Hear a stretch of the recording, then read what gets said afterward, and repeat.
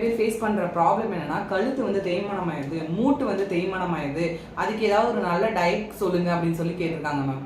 Okay, பார்த்தோம்னா இன்னைக்கு வந்து வயசானவங்களுக்கு தான் கழுத்தெலும்பு தேய்மானம், மூட்டு தேய்மானம்லாம் வரும். இன்னைக்கு சின்ன பிள்ளைங்களுக்கே வருது. காரணம் என்னன்னா நம்ம சரியான டயட் ஃபாலோ பண்ணாதுதான்.